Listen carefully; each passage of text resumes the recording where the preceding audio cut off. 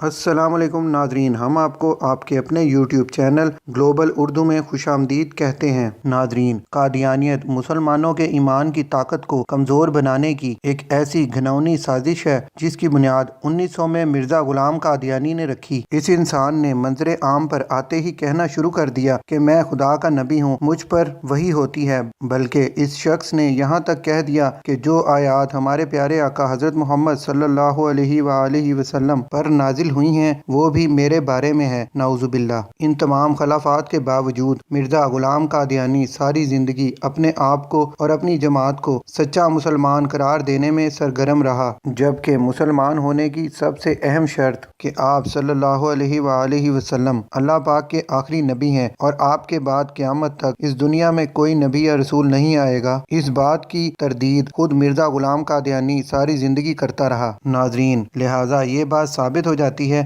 کہ قادیانی یا لاہوری گروپ کا اسلام سے کوئی تعلق نہیں ہے، بلکہ یہ لوگ آپ صلی اللہ علیہ وآلہ وسلم کے بجائے مرزا غلام قادیانی کو آخری نبی قرار دینے پر بازد ہیں۔ لیکن ناظرین، حیرانی کی بات تو یہ ہے کہ قادیانی گروپ سے تعلق رکھنے والے افراد جس شخص کو اپنا نبی قرار دیتے ہیں، کیا اس کا کردار اس قابل بھی ہے کہ اسے ایک شریف انسان بھی کہا جا سکے؟ ناظرین، اگر ابھی تک آپ نے ہمارے چینل کو سبسکرائب نہیں کیا ہوا تو جلدی سے کر لیں تاکہ ہر آنے والی ویڈیو آپ تک آسانی سے پہنچ سکے۔ دوستو، مرزا غلام قادیانی جو کہ قادیانی جماعت کے لوگوں کے لیے سب سے مقدس انسان ہے، وہ نہ صرف خود ساری زندگی کھلے عام زناکاریوں اور شراب نوشی میں مست رہا، بلکہ اس کے خاندان کے تمام افراد کے ساتھ ساتھ اس کے قریبی ساتھی بھی اس عمل میں ہمیشہ اس کے پیش دکھائی دیے، اور یہ سلسلہ آج بھی جاری ہے، جس کی سب سے بڑی مثال قادیانیوں کے موجودہ خلیفہ مرزا مسرور کی عیاش زندگی کی رنگین راتیں ہیں۔ ناظرین، مرزا مسرور قادیانی جماعت کا وہ سب سے خوش قسمت شخص ہے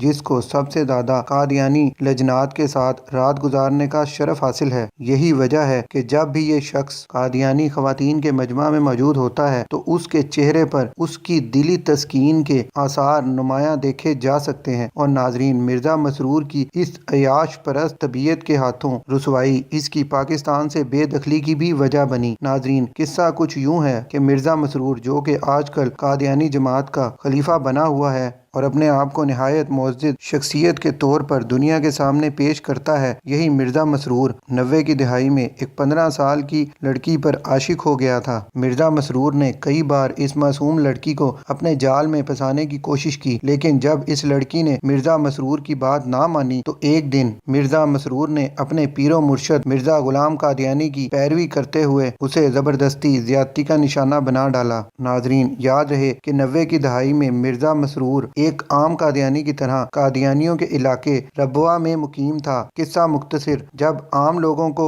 مرزا مسرور کی اس گھناؤنی حرکت کا علم ہوا تو اس کے خلاف زیادتی کا مقدمہ درج کروا دیا گیا، جس کے بعد جرم ثابت ہونے پر اسی مرزا مسرور کو گرفتار کر کے ڈسٹرکٹ جیل جنگ بھیج دیا گیا، جہاں کافی عرصہ جیل کاٹنے کے بعد جب اس کی ضمانت ہوئی تو یہ شخص اپنی جنسی خواہشات کی تکمیل کو پورا کرنے کی غرض سے اسائلم لے کر بیرون ملک فرار ہو گیا، کیونکہ وہ جانتا تھا کہ پاکستان میں وہ اپنا گندا کھیل جاری نہیں رکھ سکتا۔ اور ناظرین، وہ کسی حد تک درست بھی تھا، کیونکہ آج وہی مرزا مسرور نہ صرف قادیانیوں کا خلیفہ بنا بیٹھا ہے، بلکہ آج قادیانی مذہب سے تعلق رکھنے والی جوان لڑکیاں اس کے ساتھ رات گزارنے کو اپنے لیے سعادت تصور کرتی ہیں، بالکل ویسے ہی جیسے ان کی نانیاں دادیاں مرزا غلام قادیانی کی راتوں کو رنگین بنانے کی خدمت سر انجام دیتی تھیں۔ ناظرین، آخر میں ہم دعا کرتے ہیں کہ اللہ پاک ہمیں اس قادیانی فتنے سے محفوظ فرمائے اور ہمارے اور آپ کے ایمان کی حفاظت کرے، آمین۔